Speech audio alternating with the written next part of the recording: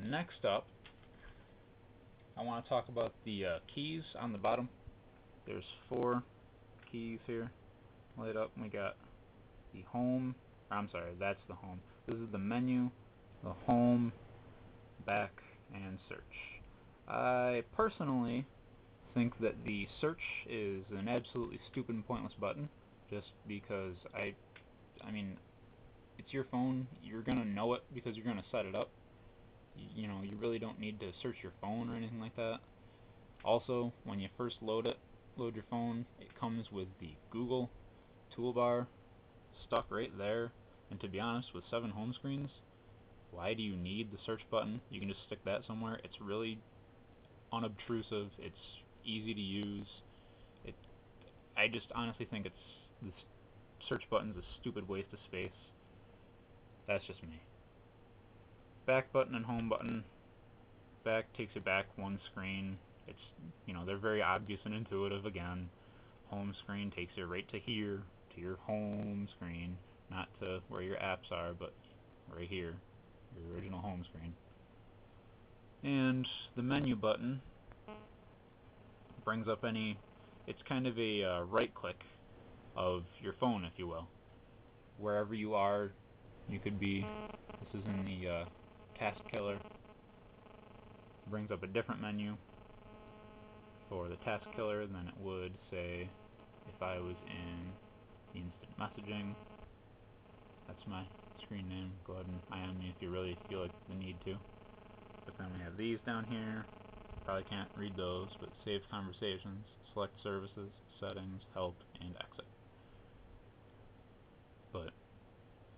So like I said, it's the right click of the phone, if you really want to call it that. But menu button, whatever. I find that knowing that is, if you can associate it like the right click, it helps solve a lot of problems. If you're trying to find certain features in the phone, it's a really big help to know. I really want to get around to the apps now. The apps in the store, the Android market. I know Apple bashes Android, well, not directly, but we all know it's aimed at them.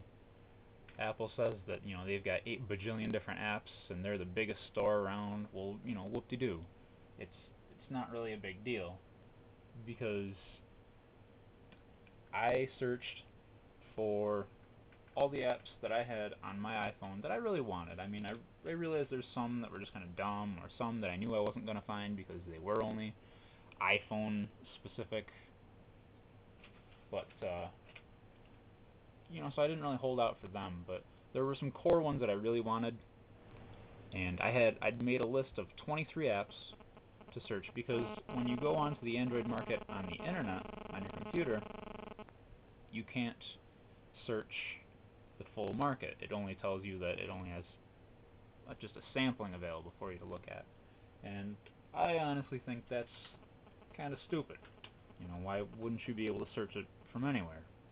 It's an open source market and an open source operating system. Why wouldn't it be fully open source? I don't know, it's just a little tick I have with it. But the market, I searched, made a list, 23 apps from the iPhone that I wanted. I found 18 of them, and to be honest, they actually work better.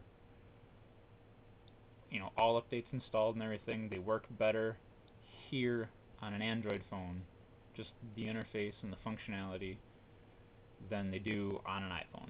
Again, I was using an iPhone 2G, so you gotta kind of take that into consideration, but the Android phone does work a whole lot better.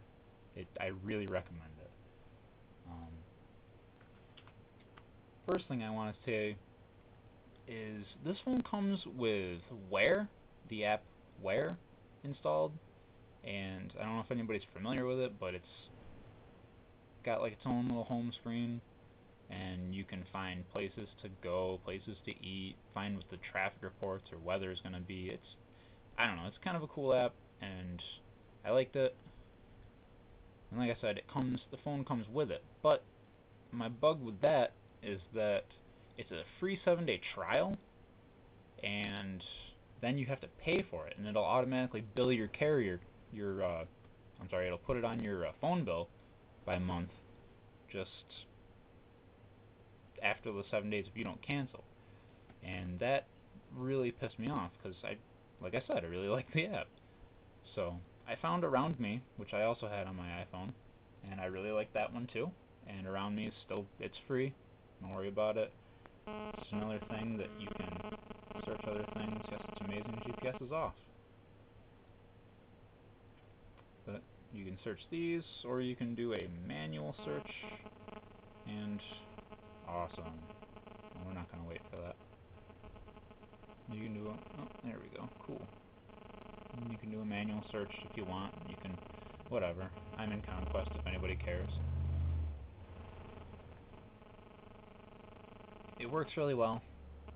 It works a lot faster on the Android than it does on the iPhone.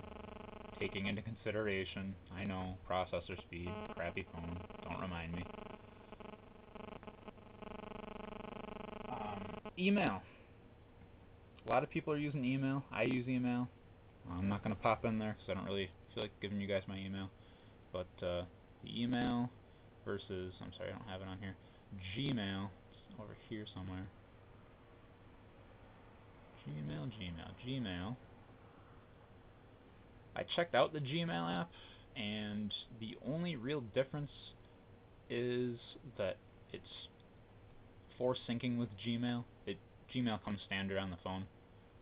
So does the email app, but I just use email because I have a Hotmail account as well, and I use them both.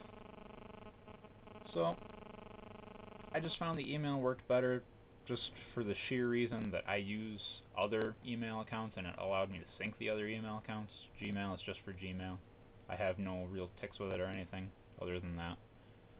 So it's just up to your discretion, I suppose, but there was no real functionality bugaboo with me. The calendar and clock apps up next. I see a lot of people designing calendar apps and clock apps and alarm clock apps and all this other stuff. These are my alarms. World clock. Stopwatch. Timer. Oh my god, it's amazing. It's like the functionality that you could actually really want. I don't know what people are making other apps for. I mean, especially paid alarm clocks. Who's paying for an alarm clock? There's a pretty friggin' good alarm clock on this one. Tell them to just suck it up. Calendar. It's a calendar. It works like a calendar. It works really awesome. I think it goes into port. Yeah, there's landscape. Cool. I hadn't done that yet. A lot of apps go into landscape mode.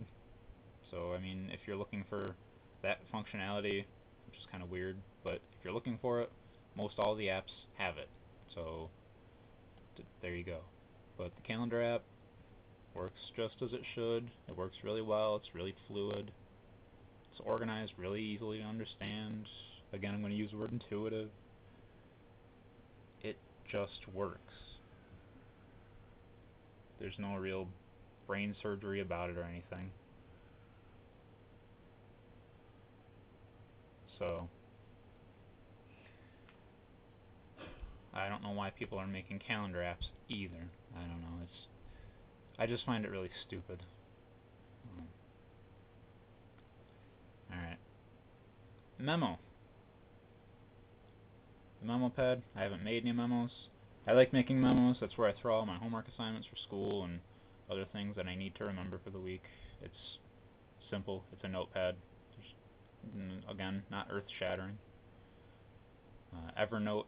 I don't have Evernote because I have Memo that comes standard with the phone.